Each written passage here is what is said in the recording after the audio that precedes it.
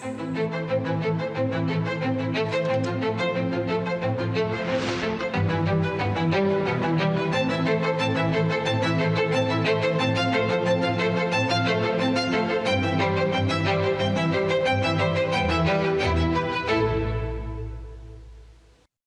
dear countrymen, Namaskar. Welcome to Mann Ki Baat. The whole nation is celebrating this festive season with great joy. We all celebrated Deepavali a few days ago, and now a large number of people are engaged in the preparations for Chhath Puja. Thekua is being prepared in homes, ghat are beautifully decorated everywhere, and the markets are dynamic and vibrant. All around us, there is a confluence of devotion, a sense of belonging, and tradition. The dedication and devotion with which the women observing the Chhath fast preparation for this festival is in itself very inspiring. Countrymen, the great festival of Chhath is a reflection of the profound unity between culture, nature, and society. On the ghats of Chhath, every section of society stands together. These sites are the most beautiful example of India's social unity. Wherever you may be in the country or the world, if you get the opportunity, do participate in the Chhath festival. Experience this unique feeling for yourself. I bow to Chhathi Maya. I extend my best wishes for the great festival of Chhath to all the countrymen, especially the people of Bihar, Jharkhand, and Purvanchal. Countrymen, on this festive occasion, I had shared my feelings by writing a letter addressed to all of you. In the letter, I had mentioned the country's achievements which have made the festive season even more vibrant this time. In response to my letter, many citizens of the country have sent me their messages. Indeed, Operation Sindoor has filled every Indian with pride this time. Lamps of happiness were lit even in those areas that were once shrouded in the darkness of Maoist terror. People want the complete eradication of that Maoist terror which had endangered the future of their children. There is also great enthusiasm among the people regarding the GST Bachat Utsav. This time, another pleasant thing was witnessed during the festivals. In the markets, the purchase of indigenous goods has increased tremendously. In the messages that people have sent me, they have mentioned which indigenous items they have purchased this time. Countrymen, in my letter, I had also urged a 10% reduction in the consumption of cooking oil. And to this as well, people have shown a very positive response. Countrymen, I have also received numerous messages regarding cleanliness and the efforts being made in this regard. I wish to share with you such stories from different cities of the country that are very inspiring. In Ambikapur, Chhattisgarh, a unique initiative has been undertaken to clean the city of plastic waste. In Ambikapur, garbage cafes are being run. These are cafes where, in exchange for plastic waste, one is provided with a full meal. If a person brings 1 kilogram of plastic, they get lunch or dinner. And if someone brings half a kilogram of plastic, they are given breakfast. These cafes are run by the Ambikapur Municipal Corporation. Countrymen, a similar remarkable feat has been achieved by engineer Kapil Sharma ji in Bangalore. Bangalore is called the city of lakes, and Kapil ji has started a campaign here to give a new lease of life to the lakes. Kapil ji's team has revived 40 wells and 6 lakes in Bangalore and its surrounding areas. The remarkable thing is that he has involved both corporates and local communities in their mission. His organization is also associated with the tree plantation campaign. Countrymen, Ambikapur, and Bengaluru. These inspiring examples show that when one is determined, change is inevitable. Friends, I would like to share with you another example of an initiative aimed at bringing change. You all know that just as there are forests in the mountains and plains, and these forests hold the soil together. Mangroves along the seacoast are of similar importance for our mother nature. Mangroves grow in saltwater and marshy land and are quite an important and vital part of the marine ecosystem in the event of a disaster like a tsunami or cyclone. These mangroves prove to be very helpful. Countrymen, the Forest Department of Gujarat, understanding this importance of mangroves, has been running a special campaign. 5 years ago, teams from the Forest Department started the work of planting mangroves in Dholera, near Ahmedabad, and today the Dholera coast has mangroves spread over 3,500 hectares. The impact of these mangroves visible throughout the region today. In the ecosystem there, the number of dolphins has increased. Crabs and other aquatic creatures have also become more abundant than before. Not only this, now migratory birds are also arriving here in large numbers. This has not only had a positive impact on the local environment, but the fish farmers of Dholera are also benefiting. Friends, besides Dholera, mangrove plantation is also being carried out these days with great vigor in Kutch, Gujarat, where a mangrove learning center has also been established in Kori Creek. Friends, this is indeed the unique characteristic of plants and trees. No matter the place, they work for the betterment of every living being. That is why it has been said in our scriptures, Dhanya Mahiruha Yebhyo Nirasham Yanti Narthinah. That the trees and plants are truly sacred when they provide for all. We too should certainly plant trees in whichever area we live. We must take the Ek Ped Maa Ke Naam campaign further. My dear Kanthe, countrymen, of all the subjects we discuss in Mann Ki Baat, do you know what brings me the greatest satisfaction? Regarding this, I would say that the topics we discuss in Mann Ki Baat inspire people to do something good, something innovative for society. Through this, many aspects of our culture and our country come to the forefront. Friends, many of you will remember that.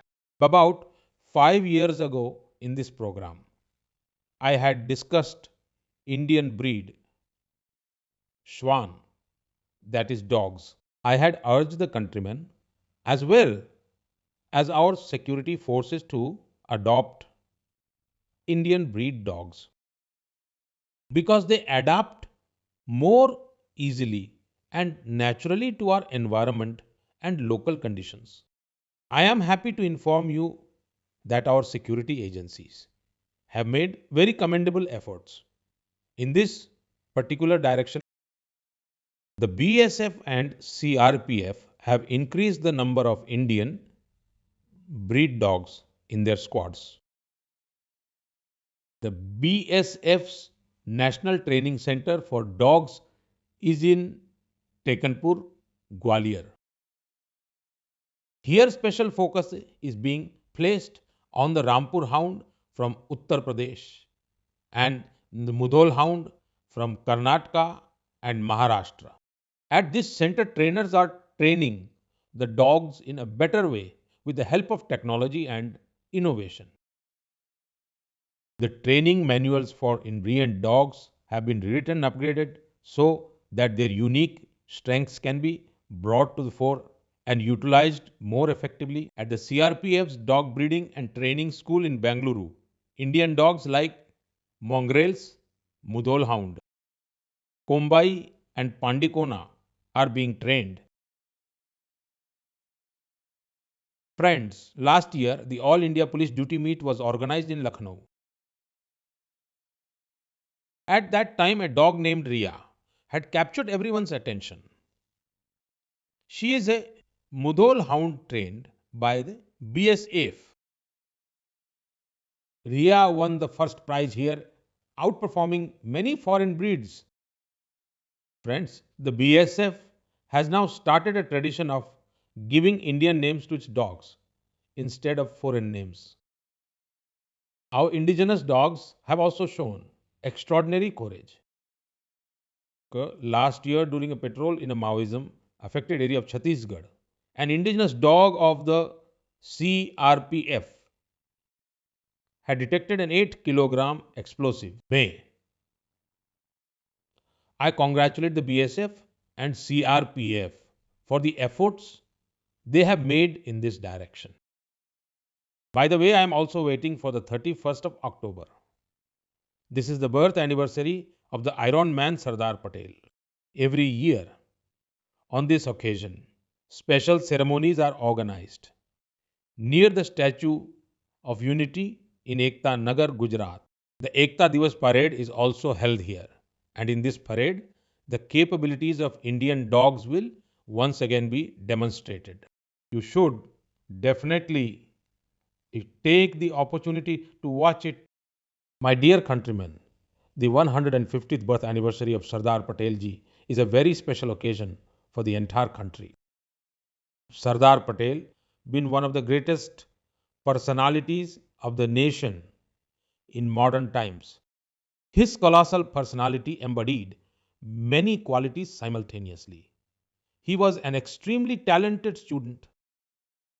He excelled in his studies both in India and in Britain. He was also one of the most successful lawyers of his time. He could have earned more fame in advocacy, but inspired by Gandhiji, he dedicated himself completely to the freedom movement. His contributions to many movements from the Kheda Satyagraha to the Borsad Satyagraha are remembered even today. His tenure as the head of the Ahmedabad municipality was also historic. He gave the highest priority to cleanliness and good governance. We will all forever remain indebted to him for his contributions as the Deputy Prime Minister and Home Minister. Friends, Sardar Patel also laid a strong foundation for India's bureaucratic framework. He made unparalleled efforts for the unity and integrity of the country. I urge all of you to definitely participate in the Run for Unity being held across the country on the 31st of October, Sardar Sahab's birth anniversary, and not alone, inspire others to join you. In a way, this should become an occasion for youth consciousness. The run for unity will strengthen unity. This is our true tribute to that great personality who wove India into a thread of unity. My dear countrymen, you all aware of my connection with tea, but today I thought, why not discuss coffee in Mann Ki Baat? You may remember last year in Mann Ki Baat, we had spoken about Araku coffee. Some time ago, many people from Odisha shared their feelings with me regarding Koraput coffee. They wrote to me requesting that Koraput coffee also be discussed in Mann Ki Baat. Friends, I have been told that the taste of Koraput coffee is wonderful. And not only that, apart from the taste, the coffee cultivation is also benefiting the people. There are also some people in Koraput who are cultivating coffee because of their passion. They had well paying jobs in the corporate world, but they love coffee so much that they entered this field and are now working successfully in it. There are also many women whose lives have been pleasantly transformed by coffee. Through coffee, they have attained both respect and prosperity. It has been rightly said, Koraput coffee अत्यंत सुस्वादु एहा ओडिशारा गौरव. Friends, Indian coffee is becoming very popular all over the world. Be it Chikmagaluru, Kurg, and Hassan in Karnataka, Pulni, Shevaroy, the Nilgiris and Annamalai regions in Tamil Nadu, the Biligiri region on the Karnatak-Tamil Nadu border, or Wayanad in Kerala, the Travancore and Malabar regions, the diversity of Indian coffee is truly remarkable. I have been told that our north east is also advancing in coffee cultivation.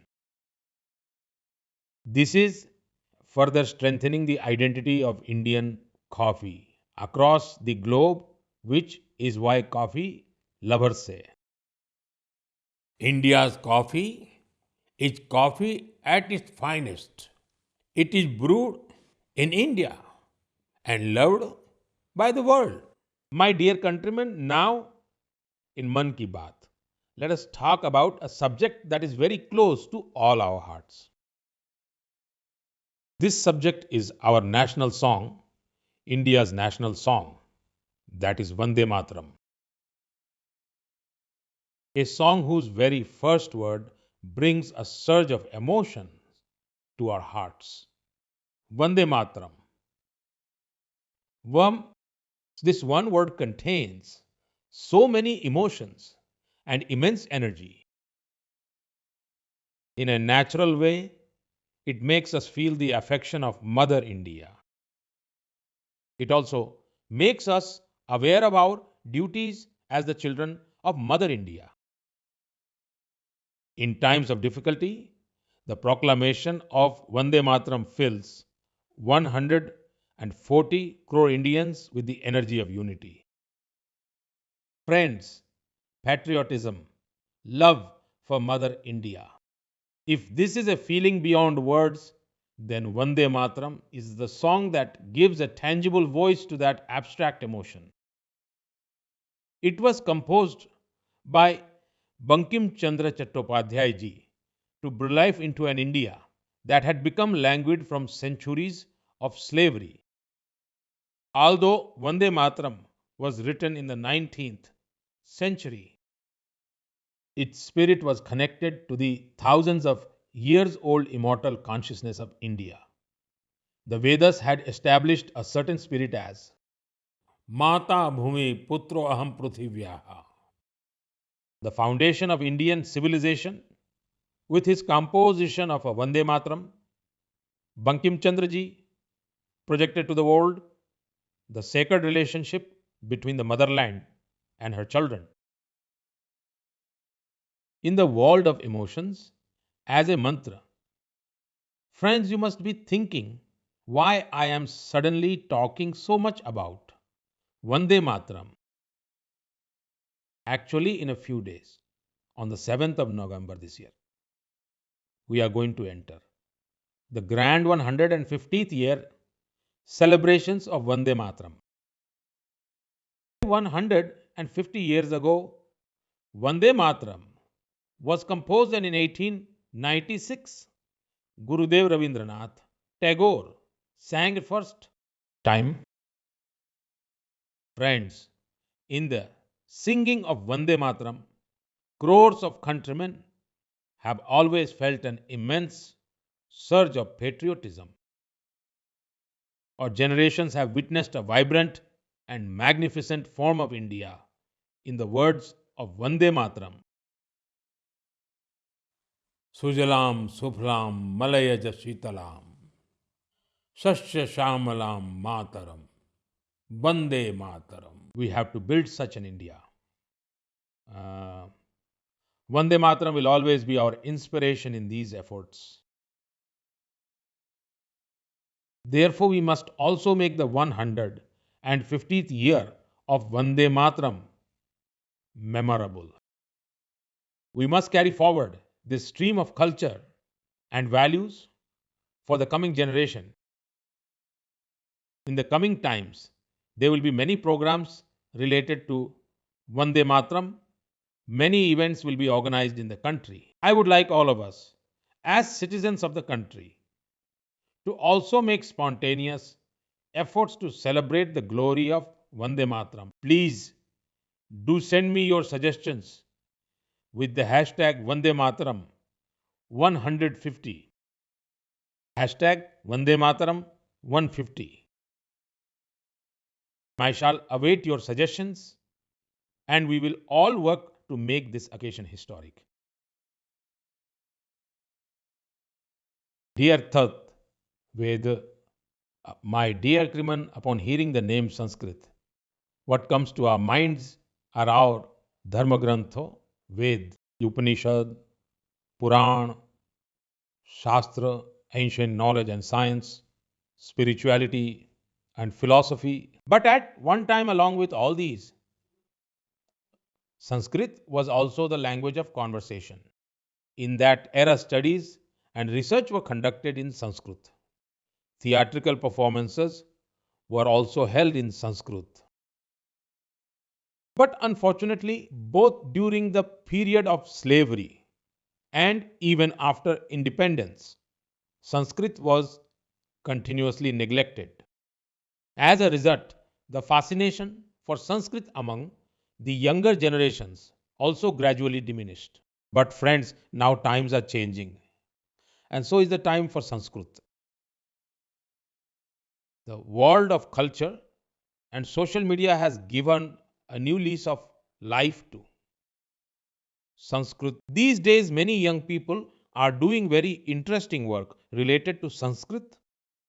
If you go on social media, you will see many such reels where many young people can be seen talking in Sanskrit and about Sanskrit. Many people even teach Sanskrit through their social media channels. One such young content creator is Yash Salunke.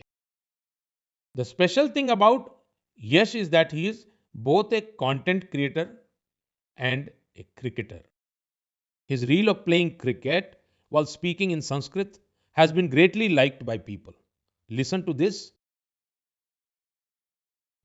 पश्यतु अहं कथं क्रीडामि। देवराजसेव्यमानपावनाग्निपङ्कजम् ज्ञानयज्ञसूत्रमिन्दुशेखरं कृपाकरम् प्रातः नूतनं कन्दुकं गृह्णातु। नारदादियोगिवृन्दवन्दितं दिगम्बरम् इमं कन्दुकं सावधानेन पश्य च षटकाय ताडय। काशिकापुराधिनाथकालभैरवं भजे कालभैरवं भजे. Friends, the work of two sisters, Kamla and Janvi, is also wonderful. These two sisters create content on spirituality, philosophy, and music. There is another young person's channel on Instagram called Kamla. The young friend who runs this channel not only provides information related to Sanskrit, but he also makes humorous videos in Sanskrit. The youth greatly enjoy these videos in Sanskrit.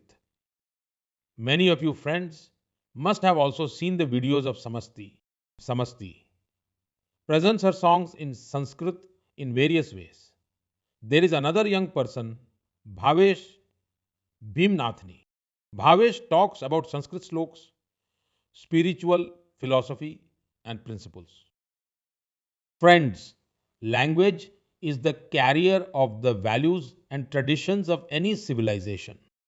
Sanskrit has fulfilled this duty for thousands of years. It is heartening to see that now some young people are also fulfilling their duty towards Sanskrit. My dear countrymen, now I will take you into a flashback. Imagine the early period of the 20th century. At that time, far and wide, there was no hope of freedom in sight. Throughout India, the British had crossed all limits of exploitation. And in that era, for the patriotic people of Hyderabad, the period of oppression was even more terrifying. They were also forced to endure the atrocities of the cruel and ruthless Nizam. There was no limit to the atrocities upon the poor, the deprived, and the tribal communities. Their lands were snatched away. Additionally, heavy taxes were also imposed. If they protested against this injustice, even their hands were cut off. Friends, in such difficult times, a young man of about 20 years stood up against this injustice. Today, for a special reason, I am talking about that young man. Before revealing his name, I will tell you about his bravery. Friends, in that era when even speaking a word against the Nizam was a crime, that young man had given an open challenge to an officer of the Nizam named Siddiqui. The Nizam had sent Siddiqui to confiscate the farmers' crops. But in this struggle against tyranny, that young man put Siddiqui to death. He also succeeded in escaping arrest. Evading the tyrannical police of the Nizam, that young man reached Assam, hundreds of kilometers away from there. Friends, the great personality I am discussing is Komram Bhim. His birth anniversary was just celebrated on the 22nd of October. Komram Bhim did not live a very long life. He lived for merely 40 years. But in his lifetime, he left an indelible mark on the hearts of countless people, especially the tribal community. He instilled new strength in the people struggling against the Nizam. He was also known for his strategic skills. He had become a great challenge for the Nizam's rule. In 1940, the Nizam's men assassinated him. I urge the youth to try and learn as much as possible about him. Komaram Bhim की నా వినమ్ర నివాళి ఆయన ప్రజల హృదయాల్లో ఎప్పటికీ నిలిచి ఉంటారు. Friends, on the 15th of next month, we will celebrate Janjatiya Gaurav Divas. This is the auspicious occasion of the birth anniversary of Bhagwan Birsa Munda ji. I reverently pay my respects to Bhagwan Birsa Munda ji. The work he did for the country's independence and for the rights of the tribal community is incomparable. It was a matter of great fortune for me that I had the opportunity to visit Bhagwan Birsa Munda ji's village, Ulihatu in Jharkhand. I paid my respects there by applying the soil of that land to my forehead. Just like Bhagwan Birsa Munda ji and Kumaram Bhim ji, there have been many other great personalities in our tribal communities. I urge you to read about them. My dear countrymen, I received numerous messages from you for Mann Ki Baat. In these messages, many people discuss the talented individuals around them. I am very happy to read that work is being done on innovative ideas even in our small cities, towns, and villages. If you know of such individuals or groups who are engaged in transforming society with a spirit of service, please do let me know.